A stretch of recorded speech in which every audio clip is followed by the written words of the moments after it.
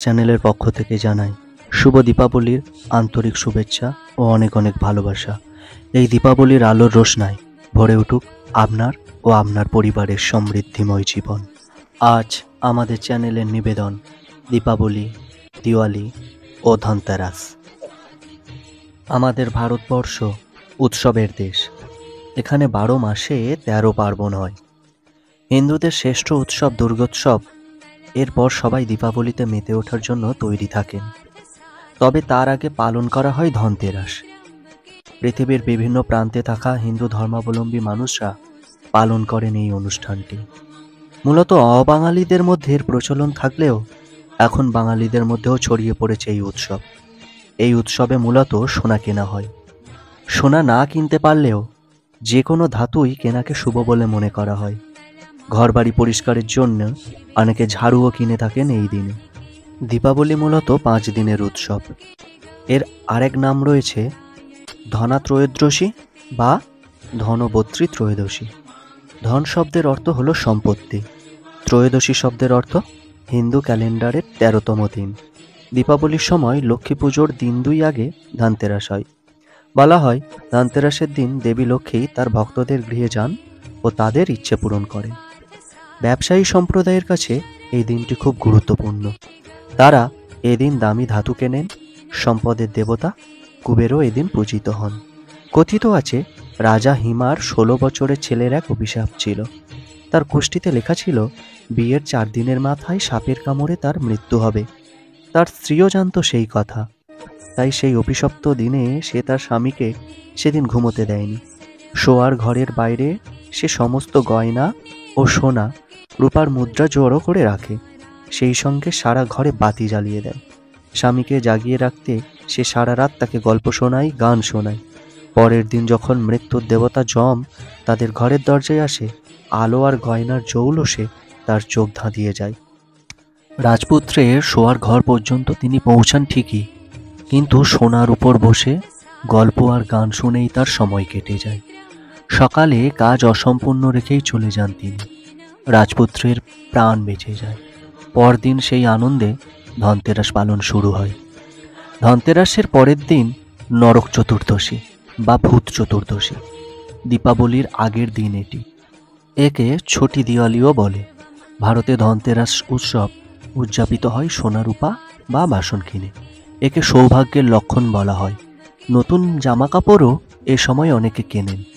এরপর করা হয় লক্ষ্মী পুজো। চারিদিকে প্রদীপ জ্বালিয়ে দেবীর আরাধনা করা হয়। পুজো হয় গণেশেরও।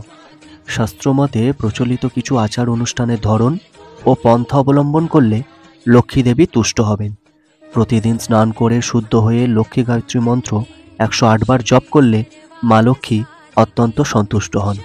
এই মন্ত্র জপ করার সময় পদ্মবীজের মালা ব্যবহার করলে ভালো হয়। কেন এই ধনতেরাস পালিত হয় তা নিয়ে মূলত 2টি মত রয়েছে। প্রথম মতে ধন দ্বারা মা লক্ষ্মীকে বোঝানো হলেও দ্বিতীয় মতটা ভিন্ন। ধনতেরাস মূলত অবাঙালিদের উৎসব হিসাবে পরিচিত। আর 5টা অবাঙালি উৎসবের সঙ্গে ধনতেরাসও বাঙালির অঙ্গ হয়ে গিয়েছে। এখন বাঙালিরাও ধনতেরাস পালন করেন জাঁকজমকভাবে। মূলত দীপাবলির 2 দিন আগে পালিত হয় ধনতেরাস। হিন্দু পুরাণে বলা হয়েছে সমুদ্র মন্থনের সময় জল থেকে উঠে আসেন ধন্বন্তরী, যাকে ভারতীয় শাস্ত্রে আয়ুর্বেদের দেবতা হিসাবে পুজো করা হয়। কথিত আছে জল থেকে উঠে আসার সময় তার এক হাতে ছিল অমৃতের কলস ও অন্য হাতে ছিল আয়ুর্বেদের বই। এই দিনটিকে ধন্বন্তরী ত্রয়োদশী হিসাবে পালন করে আসলে আয়ুর্বেদের দেবতা ধন্বন্তরীকে পুজো করা হয়। 2016 সাল থেকে এই দিনটিকে জাতীয় আয়ুর্বেদ দিবস হিসাবেও পালন করে আসছে আয়ুষ মন্ত্রক। ধনতেরাস নিয়ে এই মতও প্রচলিত। যদিও দেশের বিভিন্ন প্রান্তে আজ ধনদেবীর আরাধনা করে সোনা বা মূল্যবান ধাতু কেনেন মানুষ। হিন্দুরা বিশ্বাস করেন নতুন কোনো ধাতু আজকের দিনে কিনলে তা হয়ে ওঠে সৌভাগ্যের প্রতীক। এদিন মোটেই ধনতেরাস বা গোবর্ধন পূজা হয় না। ধনতেরাস শব্দটি এসেছে ধন ত্রয়োদশী শব্দ থেকে। সেদিন লক্ষ্মী এবং ধন্বন্তরী সমুদ্র মন্থনের ফলে উঠে এসেছিল বলে কথিত। তার পরদিন ভূত চতুর্দশী, যেদিন বিষ্ণুর কাছ থেকে দানবীর বলিরাজ পাতাল লোক থেকে মর্তে উঠে আসার অনুমতি পান বছরে 1 দিনের জন্য। তারপর দিন দীপাবলি এবং দীপান্বিতা কালী পূজা। তারপর দিন গোবর্ধন পূজা বা অন্নকূট উৎসব। প্রায় গোটা ভারতেই পালিত হয় দীপাবলি। এই উৎসবের পেছনে বিশেষ পৌরাণিক কাহিনী প্রচলিত আছে। বাঙালির দুর্গাপুজোর সঙ্গে যেমন জড়িয়ে আছেন শ্রীরামচন্দ্র, তেমনই দীপাবলির সঙ্গেও জড়িয়ে আছে রাম সীতার কাহিনী। রামায়ণের মতে দশেরায় রাবণবধ করে দীপাবলিতেই অযোধ্যায় ফেরেন রাম, সীতা ও লক্ষ্মণ। তাদের স্বাগত জানাতেই প্রদীপ জ্বালিয়ে সাজানো হয় গোটা অযোধ্যা নগরী। দেশ জুড়ে 3 দিন ধরে পালন হয় দীপাবলির উৎসব। ধনতেরাস থেকে শুরু করে ভাতৃদ্বিতীয়া পর্যন্ত চলে এই উৎসব। আলোর উৎসব দীপাবলি হিন্দু সম্প্রদায় ছাড়াও শিখ ও জৈন ধর্মাবলম্বীরাও পালন করে থাকেন। এছাড়াও মহাভারতে আছে যে ভূদেবী ও বরাহর পুত্র নরকাসুর খুব শক্তিশালী, স্বর্গ ও মর্ত দখল করে প্রবল অত্যাচার শুরু করেন। শ্রীকৃষ্ণ নরকাসুরকে বধ করে তার প্রাসাদে বন্দিনী 16,000 নারীকে উদ্ধার করেন। এদের সবাইকে বিয়ে করে নেন কৃষ্ণ।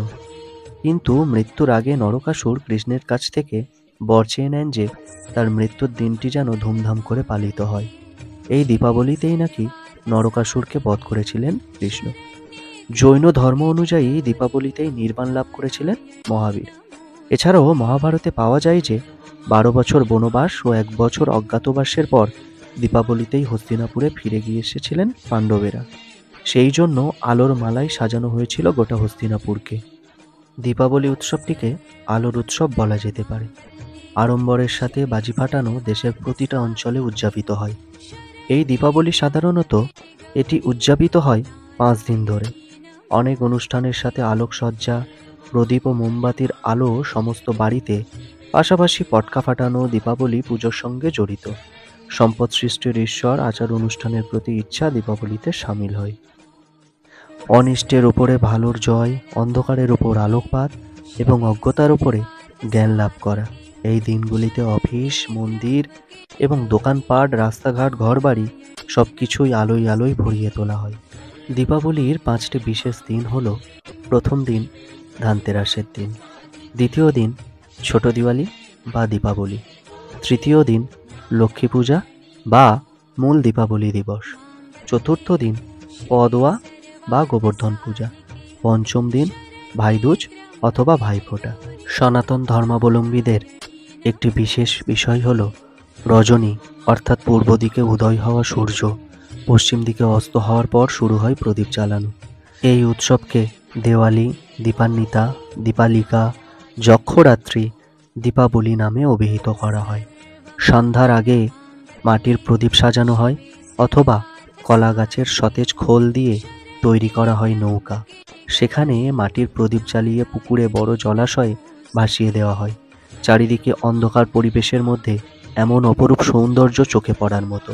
তবে রামায়ণ অনুসারে দীপাবলির দিনে ত্রেতা যুগে শ্রীরামচন্দ্র রাবণবধ করে 14 বছরের বনবাস শেষে অযোধ্যায় ফিরে আসেন।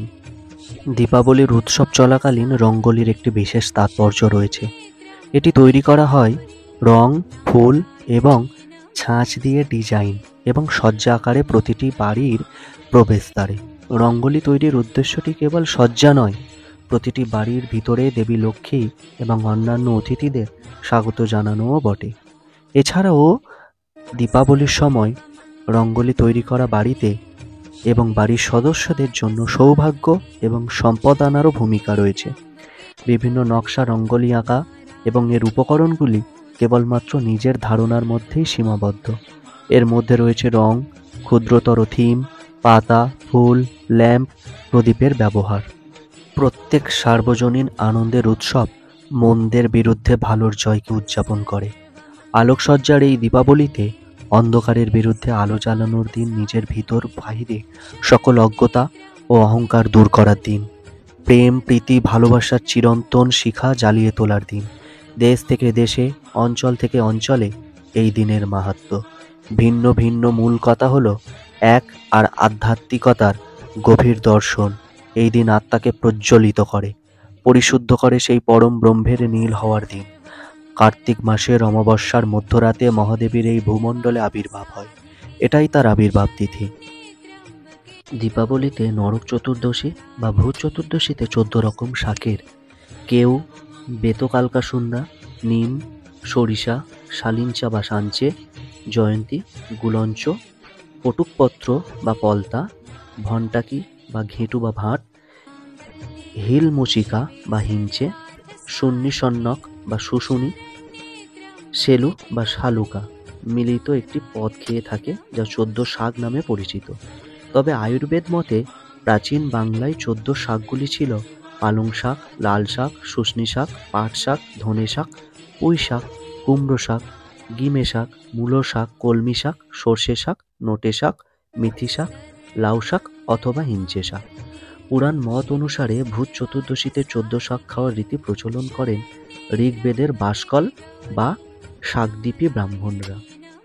বাঙালির 12 মাসের 13 পার্বণের মধ্যে অন্যতম হল কালী পুজো।